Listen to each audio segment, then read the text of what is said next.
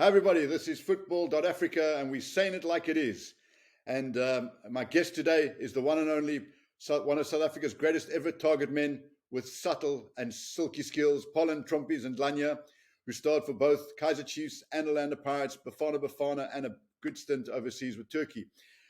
Let me tell you, Pollen's record at Chiefs and Pirates was outstanding. He scored basically a goal every second goal a game.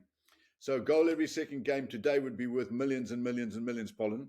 And not only that, he won the league with Chiefs and he won the league with Pirates. So welcome, Pollen. Thank you for saying it like it is. And I hope you're going to be a deadly striker on this podcast. Thank you, Bira. Good to see you, Bira. Long time. And Pollen was also a guest columnist at Soccer Laduma, so we go back a long time. Pollen, let's jump straight into it. Kaizer Chiefs, your old team, not doing as well as they should do. The first question, let's just say it like it is the team good enough? Peter, at first when I saw Chiefs, they were playing, it was not convincing. But now, at least, Peter, they're trying to improve. Why I'm saying that? Because at least they are creating chances, although they don't score goals, because football is about scoring. They do create chances, I must say that. But scoring, it's a problem. So it's all about improvement. They need to improve. They need to move to the second gear. Now they are on the first. That I've seen that it's a problem at Chiefs. I must say that it has to compare. This is a competition. If I have to compare with other teams like Sundowns, which is the champions currently, they are not that good enough. But there is an improvement. They need to improve on certain areas, like I was mentioning, score up front, and also defensive. They need to improve on that. They bought these players, so they knew what they were getting, and they're still not scoring goals. And if they're creating chances, are these two good enough to play up front for Chiefs? I mean, you played in that hot seat. Are they good enough? Yeah, I've seen the young man Dupree from Stellenbosch. He's trying his best. I must say that. I like the pace, Peter, the way he's committing himself, the pace, he's got everything. But again, Peter, you need to finish, put the ball inside the net. It's not happening currently. I don't know why it's happening, because all that's Peter start from training. I don't know how they train, because you need to train the finishing. That's the problem at Chiefs. Again, with the other striker, really, I've seen him not convincing. I must say that if you are a striker, Peter, you must at least make a target for yourself. That you say that, okay, you want to score in end of the season, you want to say certain goal. But currently, it's not consistent. They are not consistent in terms of scoring goals. As a striker, you need to be consistent. They are not consistently. Yeah. Let me ask you a direct question. When you signed for Kaizer Chiefs, did you miss chances? As many chances have been missed right now. I remember when you played for Chiefs, you didn't miss. When you score a goal every second game, you're not missing lots of chances. You can't win the league if you missing lots of chances. And Chiefs were creating a lot of chances in your day. You had Sheikh Sungwani, you had Dr. Kumalo, you had Thabo Muki, you had Tabang Labisi. These are absolutely top class players. So you say they're creating chances, but surely by the time you get to Kaizer Chiefs, it shouldn't be the coach who has to coach you how to finish. Surely when you went to Kaizer Chiefs, Paul Dolozo wasn't teaching you how to finish. When you went to Pirates, Gordon Egerson wasn't teaching you how to finish. Pollen Ndlanya came there as the finished article. You couldn't play for Chiefs if you weren't the finished article, Pollen. Yeah. So why are you being soft on the Chief strikers right now? Not exactly. I'm not soft, but hence I'm saying Peter. No, I'm saying that they are not convincing up front. They are not scoring goals. They are creating chances, but they are not scoring goals. That's what they are doing. But during my playing days, I used to score goals, yes, but I missed some chances. But definitely, I would reflect. I used to score goals. My average. I have to. As a striker, you need to make a target for yourself. And fortunately, that like you mentioned, I used to play with great players, Thabo Muki, the middle Sheikh Skungwani. I used to play. They were supporting me in terms of passing those ball and make sure that I don't disappoint them. So I used to score those goals. But definitely, currently, Chiefs, they are struggling up front because you don't get a lot of chances as a striker. You need to bury those chances. But the question is, Peter, because all this comes from training. Are they training finishing or whatever? You need to train those things, how to finish, you know. But currently, I'm not sure who's in charge on that finishing. Yes, with Paul Doleza, definitely I used to after training leave left behind and ask Sheikh Skungwane and Tabo Mook to bring those crosses so that I can work on my finishing and take all that finishing go straight to the playing game. You need to create the vibe so that you have that confidence on finishing. But currently, hence I'm saying, at Chiefs, I don't know what is happening. The bottom line, they are not scoring, but they are creating chances. So I think that answers the question, Pollen. Definitely, the strikers are not delivering where they're supposed to deliver. And at a team like Chiefs, when you play for a team like Chiefs prior to Sundowns, in any position, there's no time for learning. You've got to be able to deliver, and they're not delivering. Yeah, I remember Dolazar used to call you and the late Mark Batchley's two big animals up front. And you want to play for Chiefs, you've got to be a big animal. Do you remember that? Yeah, true. Yeah, definitely. Paul Lillard. I mean, we were trustees. He had that confidence on us, me and Mark Bachelor.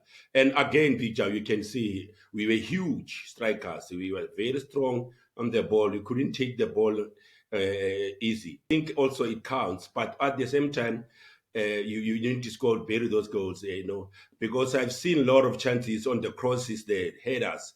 No one goes up there and make sure that they finish with the header. It doesn't happen. They miss a lot of chances.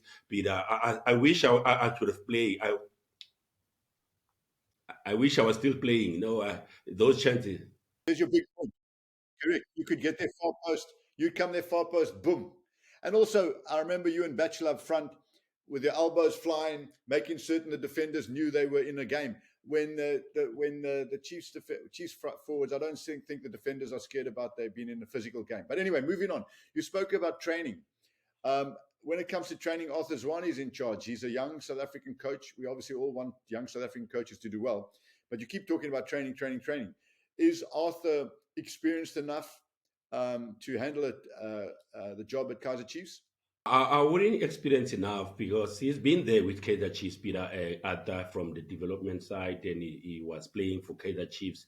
But in terms of coaching, it's a question mark. Hence, we are saying that we need all the legends to be in a coaching area.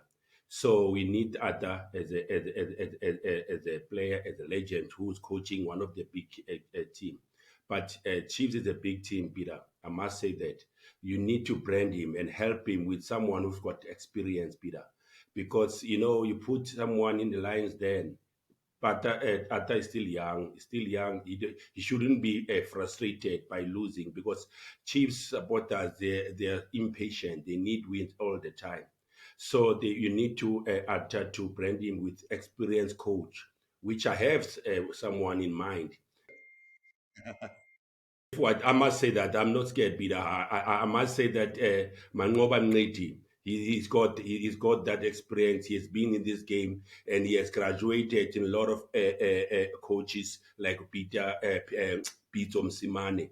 And with Arrows, he was doing well. Also, Manqoba Mngidi. I think he can help at Kaizer Chiefs to boost the spirited catch, yes, and also helping Atta Zwane to be part of that. He must learn from the best. Atta, yes, you shouldn't leave him like that, but he must learn from the best. Like Pep Guardiola, he has learned from Mourinho, he has learned from Fangal. Pep has graduated, learned from other coaches, best coaches. We need to groom our coaches here.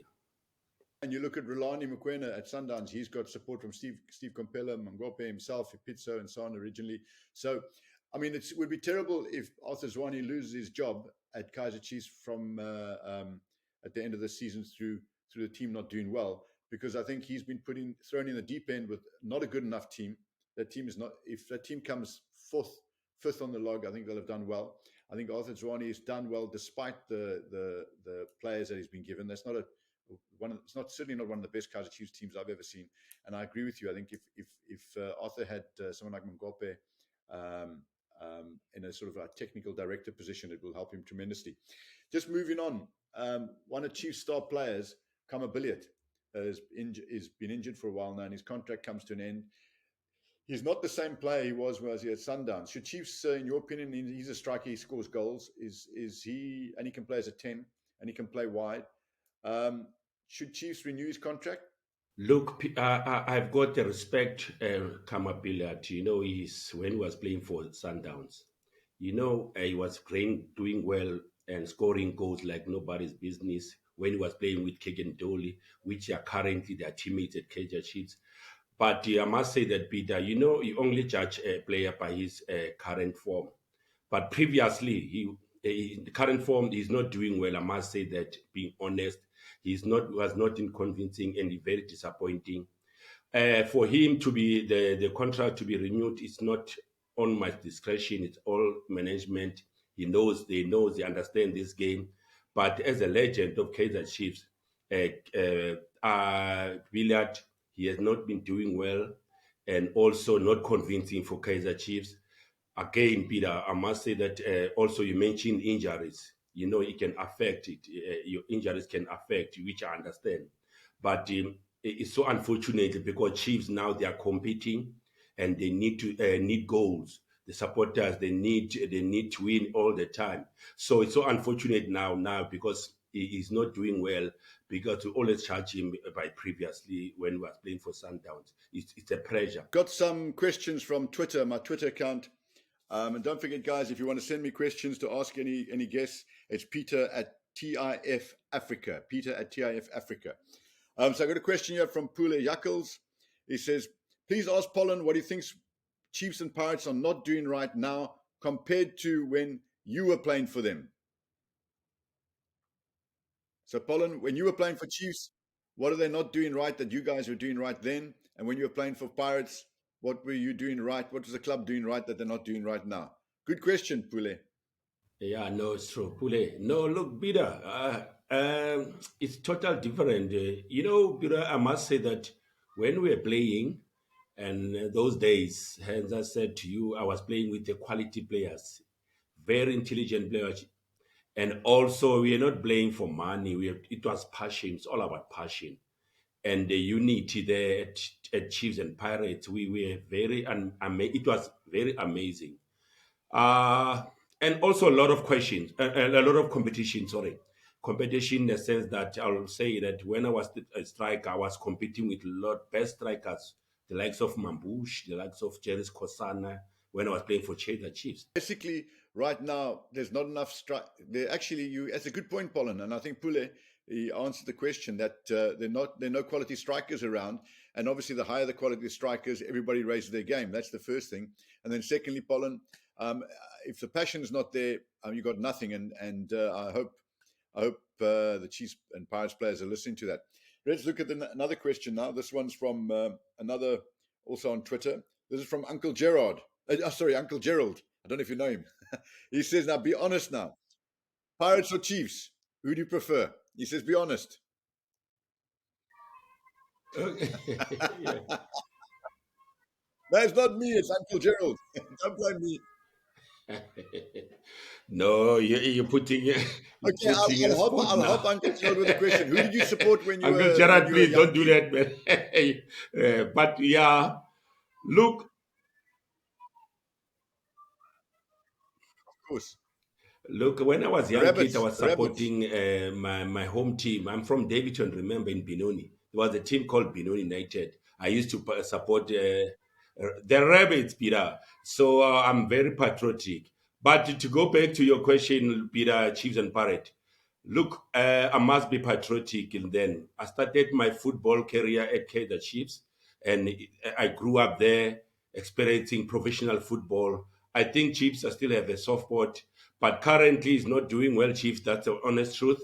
And compare with Pirates, Pirates is trying by all means. It's just that they're lacking that link, but they've got good players. They're trying by all means. But I will say both teams are not doing well. They're a big team. They're supposed to do well like Madrid and Barcelona, but it's not like that. They have to up their games. That's a reality. You can't fool ourselves. You can't. Let's not fool ourselves, guys. Pirates and Chiefs are not doing well. It's a matter of now they have to compete with Sundowns. Thank you, Sundowns. You're doing well. You have to make your mark. They have to chase you. They must chase you next season. I think that they have to be more attractive because without Chiefs and Pirates, guys, realistic football is it won't be like that. It's like my Barcelona and Real Madrid in Spain. They need to up their game. This is another interesting one. Natokoza Mantambo, who says, which club did you enjoy your stay most with? It doesn't have to be Chief between Pat. Chiefs and Pirates. I mean, anyway, Manning Rangers, Amazulu in Turkey. Oh yeah. Yeah, no, what a good question. I love that. I would say Manning Rangers, Peter, for some reason. Why I'm saying Manning Rangers, definitely, Peter. Manning Rangers, I must say that, yes, they give me all the opportunities to express myself. And also the supporters, the management there. That's when I showcase my talents at Mining Rangers. There was a freedom there. There was no lot of pressure like Kaizer Chiefs because Kaizer Chiefs, there was a lot of pressure. Supporters, they wanted all the win. But at Mining Rangers, that's where I showcased my play. And also, I have to establish myself, scoring goals. They gave all the opportunities. It was very interesting, Peter. It was a 10 on 10, U10 of my career. That's where I showcase and my talent. This is the first of our shows together. We're going to do a lot more. So all the viewers out there, please like and subscribe to this channel so we can get Pollen back again and again and again.